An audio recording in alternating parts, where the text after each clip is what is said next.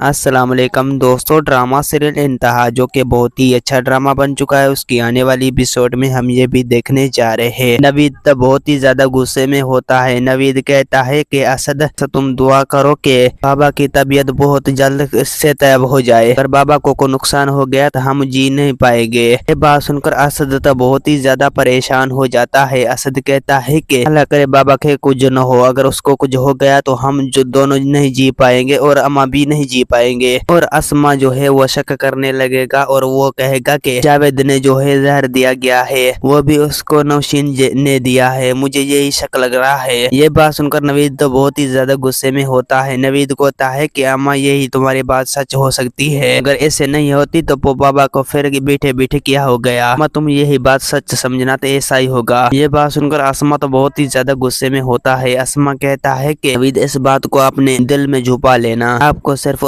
نوشین کا انتظار کرنا، اگر نوشین جو ہے اس کی بیٹی اور اس کا بیٹا جو ہے اسپتال میں آ گیا تو وہ ایسے مسئلے نہیں، اگر نہیں آتا تو وہ یہ مسئلہ ضرور سمجھ لینا۔ یہ بات سن کر اسد تو بہت ہی زیادہ غصے میں ہوتا ہے۔ اسد کہتا ہے کہ اماں یہی بات ہو سکتا ہے، اگر اسے نہیں آیا تو وہ یہی بات ہے۔ اور دوسری سین میں آپ لوگوں کو یہ بھی دکھایا جائے گا کہ نوشین جو ہے وہ بہت ہی زیادہ غصے میں ہوتا ہے۔ نوشین کہتا ہے کہ احمد آپ صرف دعا کرو جو آپ کی بابا ٹھیک ہو جائے، اگر آپ کی بابا ٹھیک نہیں ہوگا تو وہ اس کی بعد نوید جو ہے وہ ہمارا اتنا بیستہ کرے گا جو ہم لوگ سوچ بھی نہیں سکتے۔ یہ بات سن کر امن تو بہت ہی زیادہ غصے میں ہوتا ہے۔ احمد کہتا ہے کہ نوید کتنی بھی کوشش کرے گا لیکن ہم اس گھر سے کبھی بھی نہیں جائیں گے، کیونکہ جو اس گھر میں ہمارا بھی حق ہے۔ یہ بات سن کر سچل تو بہت ہی زیادہ غصے میں ہوتا ہے۔ سچل کہتا ہے کہ احمد جو ہے وہ سچ بول رہا ہے، اس گھر میں ہمارا بھی حق ہے، ہم اس گھر کا حق لینے کے لیے اس گھر میں رہیں گے، جب تک میرا حق میرے نہیں ملے گا جب تک میں اس گھر سے کبھی بھی نہیں جاؤں گا۔ دوستو امید ہے کہ میرا ویڈیو آپ لوگوں کی اچھی لگی ہوگی۔ ویڈیو اچھی لگی تو ویڈیو کو لائک اور چینل کو سبسکرائب لازمی کرنا۔ خدا حافظ۔